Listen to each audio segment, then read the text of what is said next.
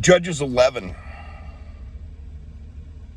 And Jephthah the Gileadite was a mighty brave one, but he was the son of a whore. And Gilead brought forth Jephthah, and the wife of Gilead bore sons. And when his wife's sons grew up, they drove Jephthah out and said to him, "You shall not have an inheritance in the house of our father, for you are the son of another woman."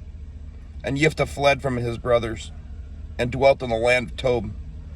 And worthless men banded together with Jephthah and went out with him.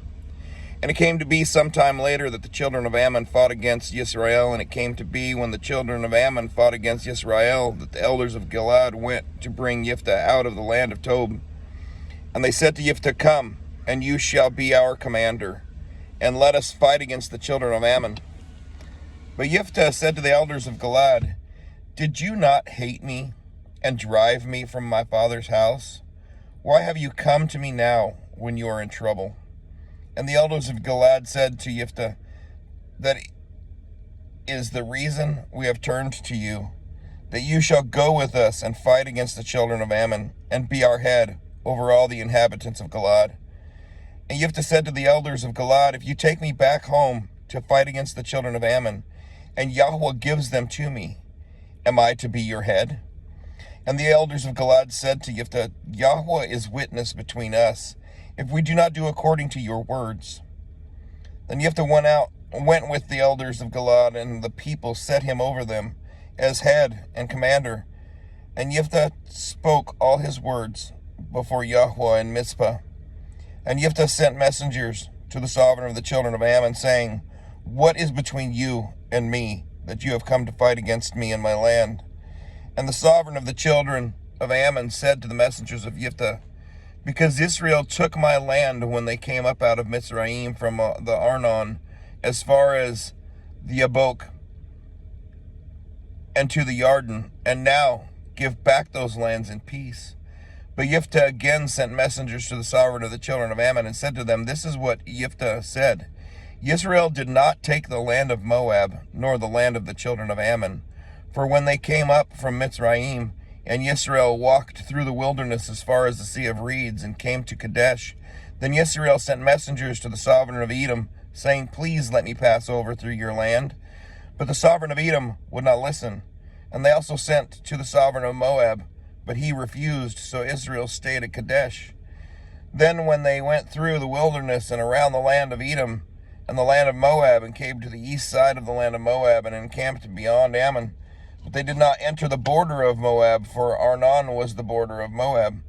And Israel sent messengers to Sihon, sovereign of the Amorites, sovereign of Heshbon, and Israel said to him, 'Please let us pass over through your land into our place.'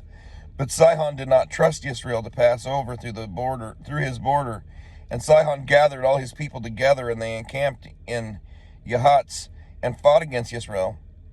And Yahweh Elohim of Israel gave Sihon and all his people into the hand of Israel, and they struck them. So Israel took possession of all the land of the Amorites, the inhabitants of that land.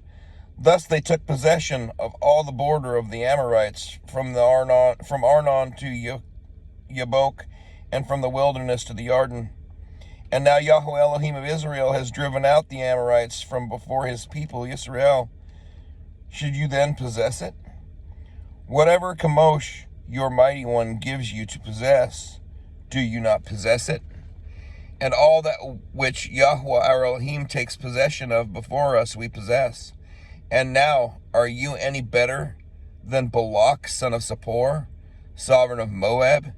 Did he ever strive against Israel? Did he ever fight against them? While Israel dwelt in Heshbon and its villages, and in Aroer and its villages, and in the cities of the banks of the Arnon for 300 years, why did you not recover them within that time? So I have not sinned against you, but you are doing me evil by fighting against me. Let Yahweh the judge today between the children of Israel and the children of Ammon." But the sovereign of the children of Ammon did not listen to the words which Jephthah sent him. And the spirit of Yahweh came upon Jephthah, and he passed through Gilead and Manasseh, and passed through Mizpah of Galad, and from Mizpah of Galad he passed on toward the children of Ammon. And Jephthah made a vow to Yahweh and said, if you give the children of Ammon into my hands, then it shall be that whatever comes out of the doors of my house to meet me, when I return in peace from the children of Ammon, shall belong to Yahweh, and I shall offer it up as an ascending offering. Jephthah then passed on toward the children of Ammon to fight against them, and Yahweh gave them into his hands. And he struck them from Aroer as far as Menith, 20 cities, and to Abel Keramim with a very great slaughter. Thus the children of Ammon were humbled before the children of Israel. And Jephthah came to his house at Mizpah, and saw his daughter coming out to meet him, with timbrels and dancing. Now except for her, he had neither son nor daughter. And it came to be when he saw her, that he tore his garments and said, O my daughter, you have brought me very low, and you are among those who trouble me. And I have given my word to Yahweh, and I am unable to turn back. And she said to him, my father, if you have given your word to Yahweh, do to me according to what has gone out of your mouth, because Yahweh has taken vengeance for you upon your enemies, the children of Ammon. And she said to her father, let this be done for me. Let me alone for 2 new moons, and let me go and wander on the mountains and bewail my maidenhood, my friends and I. Then he said, go.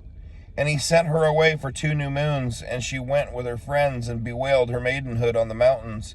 And it came to be at the end of 2 new moons that she returned to her father, and he did to her as he had vowed. And she knew no man. And it became a statute in Israel that the daughters of Israel went every year for 4 days to lament the daughter of Jephthah the Gileadite. Chapter 12. And the men of Ephraim gathered together and passed over towards Saphon, and said to Jephthah, why did you pass over to fight against the children of Ammon, and did not call us to go with you? We are going to burn your house over you with fire. And Jephthah said to them, my people and I were in a great struggle with the children of Ammon, and when I called you, you did not save me out of their hands. And I saw that you would not save me. Then I took my life in my hands and went over against the children of Ammon. And Yahweh gave them into my hand. And why have you come up to me today to fight against me? Jephthah then gathered together all the men of Galad, and fought against Ephraim.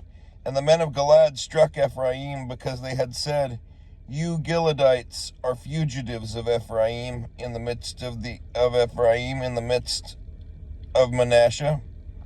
And Galad captured the fords of the Yarden that faced Ephraim. And it came to be when the fugitives from Ephraim said, let me pass over, the men of Galad said to him, you are an Ephraimite.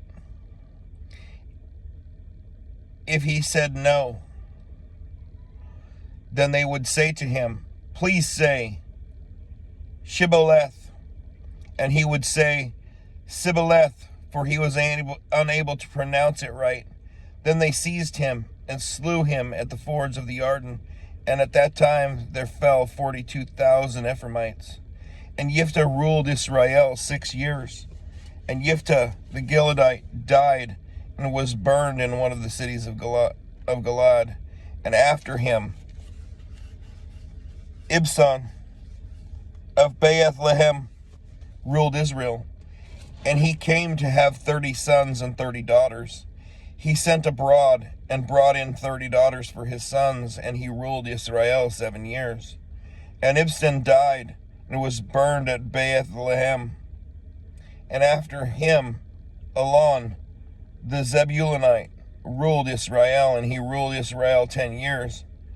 And Elon the Zebulunite died and was buried at Elon in the land of Zebulun. And after him, Abdon, son of Hillel, the Pirathonite, ruled Israel and he had 40 sons and 30 grandsons who rode on 70 young donkeys. And he ruled Israel 8 years. And Abdon, son of Hillel, the Pirathonite, died and was buried in Pirathon in the land of Ephraim, in the mountains of the Amalekites. Chapter 13. And again the children of Israel did evil in the eyes of Yahweh. So Yahweh gave them into the hands of the Philistines for 40 years. And there was a certain man from Sora, of the clan of the Danites, whose name was Manoah, and his wife was barren and had not borne. And a messenger of Yahweh appeared to the woman and said to her, See now, you are barren and have not borne, but you shall conceive, and you shall bear a son. And now, please guard, and do not drink wine or strong drink, and do not eat any unclean food. For look, you are conceiving and bearing a son, and let no razor come upon his head. For the youth is a Nazarite to Elohim from the womb on, and he shall begin to save Israel out of the hand of the Philistines. And the woman came and spoke to her husband, saying, A man of Elohim came to me, and his appearance was like the appearance of a messenger of Elohim, very awesome. But I did not ask him where he was from, and he did not declare to me his name. And he said to me, See, you are conceiving and bearing a son.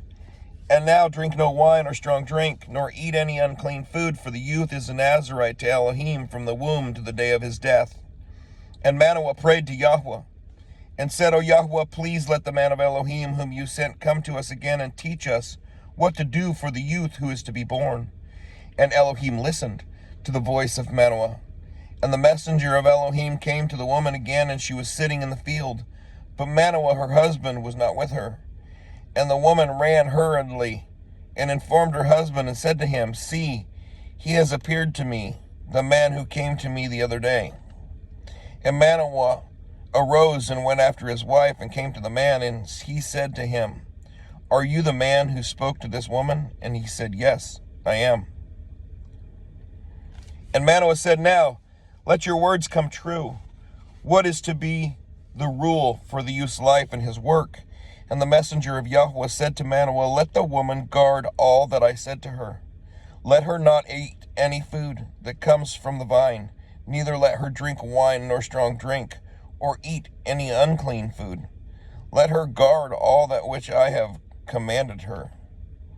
And Manoah said to the messenger of Yahweh, Please let us detain you, and prepare a young goat for you. And the messenger of Yahweh said to Manoah, Though you detain me, I do not eat your food. But if you offer an ascending offering, offer it to Yahweh, for Manoah did not know he was a messenger of Yahweh. Then Manoah said to the messenger of Yahweh, What is your name? When your words come true, then we shall esteem you. And the messenger of Yahweh said to him, Why do you ask my name, since it is wondrous? And Manoah took the young goat with the grain offering and offered it upon the rock to Yahweh. And he did wondrously while Manoah and his wife looked on. And it came to be, as the flame went up toward the heavens from the slaughter place, that the messenger of Yahweh went up in the flame of the slaughter place. And Manoah and his wife were watching, and they fell on their faces to the ground. And the messenger of Yahweh did not appear any more to Manoah and his wife. Then Manoah knew that he was a messenger of Yahweh. And Manoah said to his wife, We shall certainly die because we have seen Elohim. But his wife said to him, If Yahweh had been pleased to put us to death, would he not have accepted, or would he not have accepted an ascending offering and a grain offering from our hands? Nor would he have shown us all this, nor would he have let us hear the like of this. So the woman bore a son and called his name Shimshon, Samson. And the child grew, and Yahweh blessed him. And the spirit of Yahweh began to move him at Ma'aneh Dan, between Sora and Eshtaol. Chapter 14. And Shimshon went down to Timnah, and saw a woman in Timnah of the daughters of the Philistines. And he went up and informed his father and mother, saying, I have seen a woman in Timnah of the daughters of the Philistines. And now take her for me, a wife. But his father and mother said to him, Is there no woman among the daughters of your brothers, or among all my people, that you should take a wife from, the uncircumcised Philistines? And Shimshon said to his father, Take her for me, for she is pleasing in my eyes. However, his father and mother did not know that it was of Yahweh that he was seeking an occasion to move against the Philistines. For at the time the Philistines were ruling over Israel. And Shimshon went down to Timnah with his father and mother, and came to the vineyards of Timnah, and saw a young lion roaring as it met him. And the spirit of Yahweh came mightily upon him, and he tore it apart, as the tearing apart of a young goat with knot in his hand. But he did not make known to his father or his mother what he had done. And he went down and spoke to the woman, and she pleased Shimshon well. And when he returned later to take her, he turned aside to look at the carcass of the lion, and saw a swarm of bees and honey in the carcass of the lion. And he took some of it in his hands, and went along eating. And he came to his father and mother, and gave them, and they ate. But he did not make known to them that he took the honey out of the carcass of the lion. So his father went down to the woman, and Shimshon gave a feast there, for young men used to do so. And it came to be, when they saw him, that they brought 30 companions to be with him. And Shimshon said to them, Please, let me put forth a riddle to you. If you clearly solve and explain it to me within the 7 days of the feast, then I shall give you 30 linen garments and 30 changes of garments. But if you are unable to explain it to me, then you shall give me 30 linen shirts and 30 changes of garments. And they said to him, Put forth your riddle, and let us hear it. And he said to them, Out of the eater came forth food, and out of the strong came forth sweetness.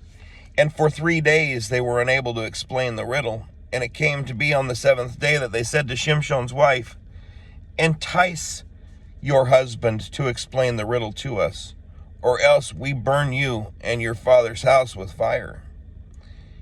Have you invited us in order to take what is ours? Is it not? And Shimshon's wife wept before him and said, You only hate me and do not love me. You have put forth a riddle to the sons of my people, but you have not explained it to me. And he said to her, Look, I have not explained it to my father or my mother, and should I explain it to you? And she had wept before him the 7 days while her feast lasted. And it came to be on the 7th day that he informed her, because she pressed him so much. Then she explained the riddle to the sons of her people. And the men of the city said to him on the 7th day, before the sun went down, What is sweeter than honey, and what is stronger than a lion? And he said to them, If you had not plowed with my heifer, you would not have solved my riddle. Then the spirit of Yahweh came upon him mightily, and he went down to Ashkelon and struck 30 of their men, stripped them, and gave the changes of garments to those who had explained the riddle, and his displeasure burned, and he went back up to his father's house. And Shimshon's wife was given to his companion, who had been his friend. Chapter 15. And it came to be after some time in the days of the wheat harvest, that Shimshon visited his wife with a young goat. And he said, Let me go into my wife, into her room. But her father would not permit him to go in. And her father said, Indeed, I thought that you hated her intensely, so I gave her to your companion. Is not her younger sister better than she? Please take her instead. And Shimshon said to them, This time I am blameless regarding the Philistines if I do evil to them. And Shimshon went and caught 300 foxes, and took torches, and turned them tail to tail, and put a torch between each pair of tails, and set the torches on fire, and sent them out into the standing grain of the Philistines, and burned up both the shocks and the standing grain, even the vineyards and olive trees. And the Philistines said, Who did this? And they answered, Shimshon, the son-in-law of the Timnite, because he took away his wife and gave her to his companion. Then the Philistines went up and burned her and her father with fire. And Shimshon said to them, Though you do this, yet I shall be avenged on you, and after that I cease. And he struck them hip and thigh, a great slaughter, and went down and dwelt in the cleft of the rock of Etam. The Philistines then went up and encamped in Yehudah and spread out against Lehi. And the men of Yehudah said, Why have you come up against us? And they answered, We have come up to bind Shimshon, to do to him as he has done to us. Then 3,000 men of Yehudah went down to the cleft of the rock of Etam, and said to Shimshon, Do you not know that the Philistines are rulers over us? Why have you done this to us? And he said to them, As they did to me, so I did to them. And they said to him, We have come down to bind you, to give you into the hand of the Philistines. And Shimshon said to them, Swear to me not to fall on me yourselves. And they spoke to him, saying, No, but we are certainly going to bind you, and shall give you into their hand, but certainly not kill you. So they bound him with 2 new ropes, and brought him up from the rock. When he came up to Lehi, the Philistines came shouting to meet him, and the Spirit of Yahweh came mightily upon him, and the ropes that were on his arms became like flax that is burned with fire, and his bonds broke loose from his hands. And he found a fresh jawbone of a donkey, and put out his hand, and took it, and struck 1,000 men with it.